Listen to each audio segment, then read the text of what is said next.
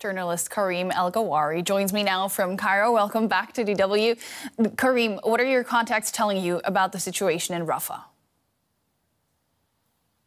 Well, I looked and listened the whole day to interviews a local cameraman made for us in and around the Rafah. The situation is really desperate of people running away from there. First, many of them were displaced for some of them more than a dozen times. People ran out of money. People have no idea where to go. And then when they arrive at different locations, they see these locations are not fit to receive so many people. There is no proper infrastructure.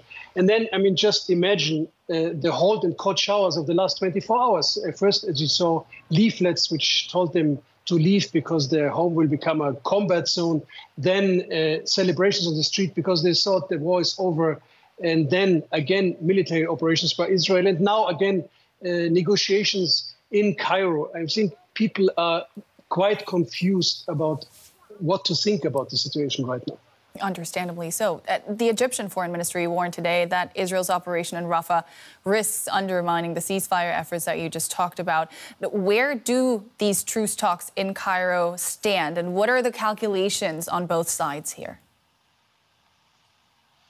Well, it seems to move because there is a second Hamas delegation that arrived now in Cairo, and that we hear so little about this is maybe a sign that they really seriously talk about it. Of course, one of the main sticking points is Hamas' demand for a permanent ceasefire. And Hamas has, I think, more than one calculation for this demand.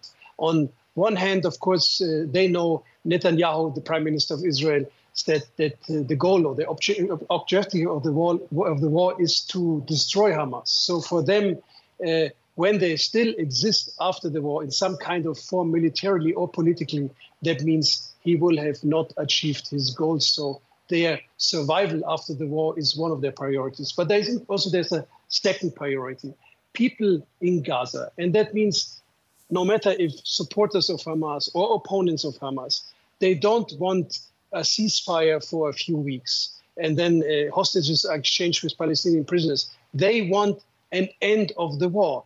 They want to that the Israeli army withdraws from the Gaza Strip. They want to return to their homes and they want to start their lives. So any other result in the negotiations will be seen by them as a disappointment. And it's something that Hamas, of course, has to put into consideration.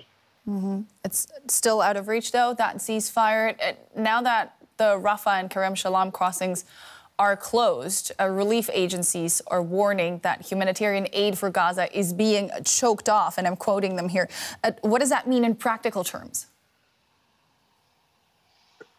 Why? This is another disaster in an already disastrous situation. We know, of course, that there was no sufficient aid coming into the Gaza Strip. Now the two important border crossings are closed, and there is also, this is one of the reasons why people there in around Rafah are panicked. Prices for commercial goods are already doubling. So that's really one of the things they're extremely worried about, that their already sparse supply is going to become even less now. That was journalist Karim El-Gawhary. And many thanks. It's always great to get your insights. You're welcome. To keep talking about the ceasefire negotiations and the Rafah offensive and bring in Laura Blumenfeld. She's a Middle East analyst and a New York Times bestselling author who joins us from Washington, D.C. Welcome. Good to have you on DW as well. Now, Laura, the ball is in Israel's court. Now, they openly rejected the ceasefire proposal, but still sent a delegation to Cairo. What do you expect to come out of these negotiations?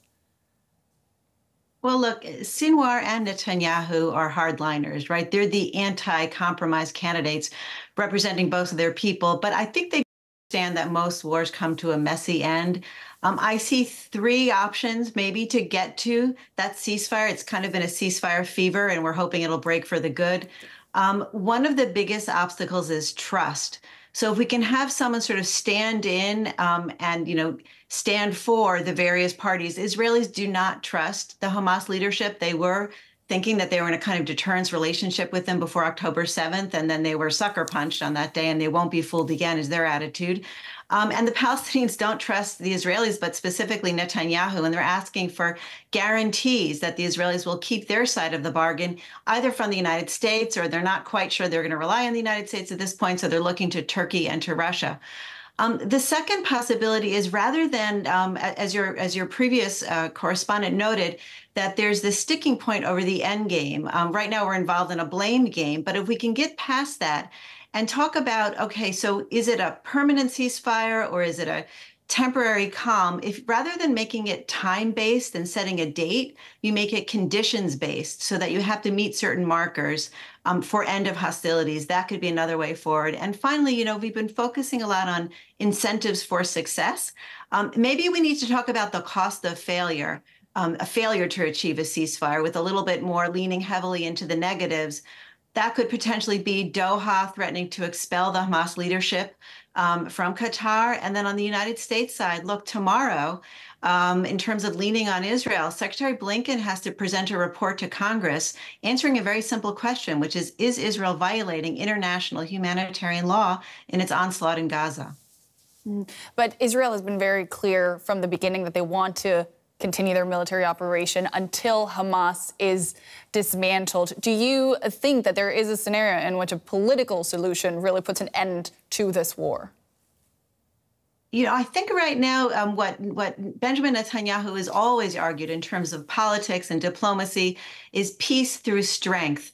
Let's get the military victory, and then we can move on to the diplomatic. I think that's part of the problem why it's falling on deaf ears when you hear, various voices of reason saying, bring us some calm, and then we can look toward the horizon, toward a two-state solution. And remember that normalization deal with Saudi Arabia that we were working on before October 7th? That's a big prize for Netanyahu.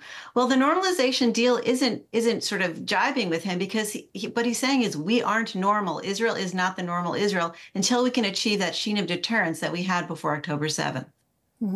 But there is a lot of pressure, of course, on Netanyahu because there are still so many hostages in the hands of Hamas. And Hamas has said that any military operation or a further offensive on Rafah would jeopardize hostage talks. Do you think there's a risk that this is a risk that Israelis are willing to take in order to achieve their military objective of dismantling Hamas? And one thing that Netanyahu is doing, which he's famous for, is strategic dithering. And sometimes we wonder if even he knows what he's going to do next. And part of the problem is the Israeli government is very divided. So is the Palestinian leadership, by the way. I mean, there's a tremendous leadership vacuum. And that's why you see President Biden stepping in very forcefully to fill that gap. Netanyahu would argue that, countries don't make treaties with the weak.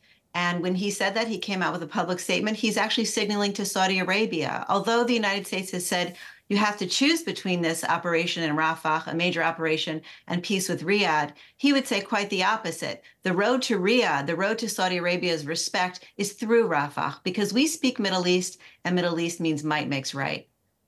So does that mean that all the pressure coming from its allies as well, from the U.S., from France, doesn't make any difference to Israel at this point? Well, he has said quite explicitly, actually, on Holocaust Memorial Day, if we have to, we will stand alone. And he was referencing World War II when he said, there are times when great powers stood idly by. And I think that was a little bit of a rib, a little bit of a jab to the United States for not standing by or helping the UK as much as they could have, perhaps during the Blitz. I mean, this is all I'm interpreting his words. It's a kind of with or without you moment for him. And yes, it's to save his own political future. But I do think that he really believes that if he can get back, he's almost like a man trying to slow walk up a down escalator. If he can make it to the top, that will justify it all. And he keeps saying a little more time. I think the way that he could potentially thread the needle and we could get to a better place is if it's a pinpoint, minor, and strategic, some kind of incursion into Rafah where there aren't mass civilian casualties. The president of the United States will not tolerate that. He's made that very clear. Then we could perhaps get to a better day by taking the border, sealing off the border of Rafah to Egypt. yes, what he's saying publicly, Netanyahu, is we want to stop the smuggling of guns and weapons into Gaza. But what I would also suspect is for this final showdown with Sinwar, he's also trying to prevent the Hamas leadership from escaping. That was Middle East analyst Laura Blumenfeld. Thank you so much for those insights. Great speaking to you. Thank you.